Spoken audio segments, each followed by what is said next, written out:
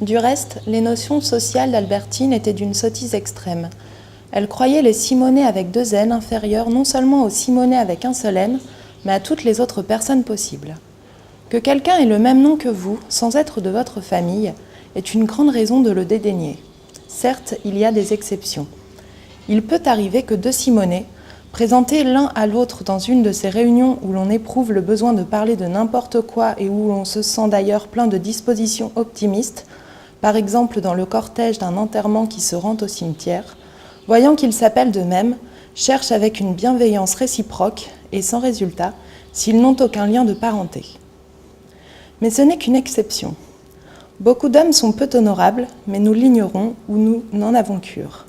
Mais si l'homonymie fait qu'on nous remet des lettres à eux destinées, ou vice-versa, nous commençons par une méfiance, souvent justifiée, quant à ce qu'ils valent. Nous craignons des confusions, nous les prévenons par une moue de dégoût si l'on nous parle d'eux. En lisant notre nom porté par eux dans le journal, ils nous semblent l'avoir usurpé. Les péchés des autres membres du corps social nous sont indifférents. Nous en chargeons plus lourdement nos homonymes. La haine que nous portons aux autres Simonais est d'autant plus forte qu'elle n'est pas individuelle, mais se transmet héréditairement. Au bout de 2 générations, on se souvient seulement de la moue insultante que les grands-parents avaient à l'égard des autres Simonais. On ignore la cause, on ne serait pas étonné d'apprendre que cela a commencé par un assassinat. Jusqu'au jour fréquent où, entre une Simonais et un Simonais qui ne sont pas parents du tout, cela finit par un mariage.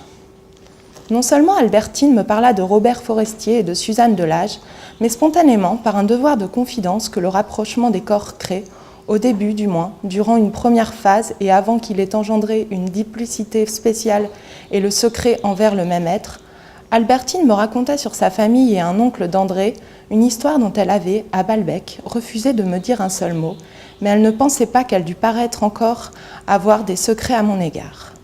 Maintenant, sa meilleure amie lui eut raconté quelque chose contre moi, qu'elle se fût fait un devoir de me le rapporter. J'insistai pour qu'elle rentrât. Elle finit par partir, mais si confuse pour moi de ma grossièreté qu'elle riait presque pour m'excuser, comme une maîtresse de maison chez qui on va en veston, qui vous accepte ainsi, mais à qui cela n'est pas indifférent. « Vous riez, lui dis-je. »« Je ne ris pas, je vous souris, » me répondit-elle tendrement. « Quand est-ce que je vous revois ?» ajouta-t-elle comme n'admettant pas ce que nous venions de faire, puisque c'en est d'habitude le couronnement, ne fut pas au moins le prélude d'une amitié grande, d'une amitié préexistante et que nous nous devions de découvrir, de confesser et qui seule pouvait expliquer ce à quoi nous nous étions livrés.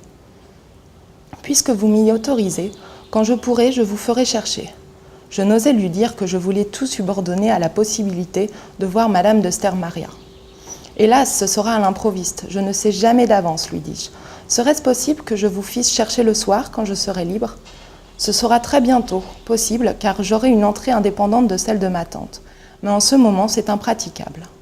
En tout cas, je viendrai à tout hasard demain ou après-demain dans l'après-midi. Vous ne me recevrez que si vous le pouvez. » Arrivée à la porte, étonnée que je ne l'eusse pas devancée, elle me tendit sa joue, trouvant qu'il n'y avait nul besoin d'un grossier désir physique pour que maintenant nous nous embrassions. Comme les courtes relations que nous avions eues tout à l'heure ensemble étaient de celles auxquelles conduisent parfois une intimité absolue et un choix du cœur, Albertine avait cru devoir improviser et ajouter momentanément au baiser que nous avions échangé sur mon lit le sentiment dont ils eussent été le signe pour un chevalier et sa dame, tel que pouvait les concevoir un jongleur gothique.